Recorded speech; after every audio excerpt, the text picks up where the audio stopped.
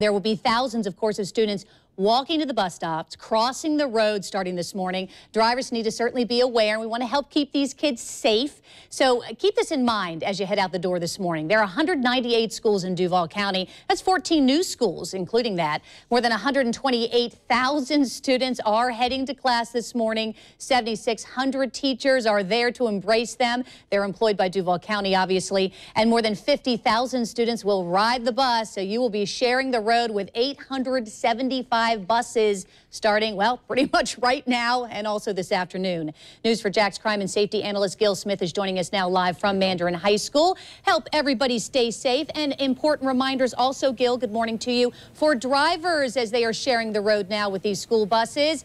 Let's show everyone what they need to know. It's been about 2.5 months now since they've had to maybe get stuck behind a school bus that's dropping children off or picking them up. Important information about when you can pass and when you can't, when you have to stop as well, Gil. That's true. Now, if you're on a 2-lane road, traffic on 1 lane going in each direction, whenever you're behind the school bus and those lights come on and the stop sign comes out, you must stop and wait for the students to enter or exit the bus and wait for those arms to come back in. Same if you're coming in the opposite direction. You must stop and give the bus at least 10 feet of space so the children can cross the street. And even though it appears that all the kids are across the street, you can't proceed until those arms, school bus arms, stop signs come back in. The big thing also to remember, because this can get a little confusing for drivers also, Gil, is if there's a median in the road. The rules are a little different there based on how wide that median is, because the cars on the other side can continue to drive. They don't necessarily have to stop.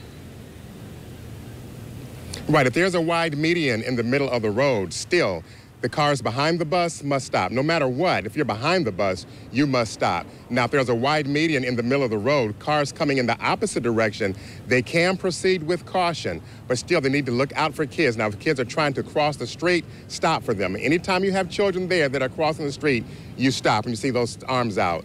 But if there are no kids crossing and the median is wide, that's done because it's wide enough for kids to stand there and wait for traffic. But you proceed with caution if there are no kids attempting to cross the street. That's right, 5 feet or greater. So, Gil, something else that we have to remember, those school zones, those lights are going to be flashing again for the first time in a couple of months. Right. So, I mean, we've been driving all summer long, not paying attention to the school zones. Now, you do have several school zones that do not have flashing lights, but you're still, as a driver, you're responsible for stopping or slowing down in those school zones. It may be a little bit more difficult to see because the lights aren't flashing. So it's your responsibility to know the school zones in your neighborhood or in the areas where you're driving to be able to see those signs on the side of the street, because you are responsible for slowing down within those designated hours. And it is not fun getting a ticket, I'm sure. I know that they carry a hefty price with them, certainly, so you want to keep that in mind. You've got to believe that police are on full alert, certainly this morning, particularly being the first day of school.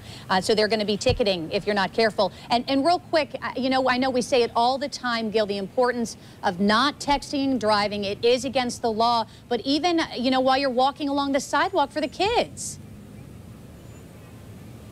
Right, no texting and driving at all while you're driving, and also being careful. Also, speaking of school zones, while you're in that school zone dropping off your kids at that school, you want to be very careful not to park across the street or have them crossing the street.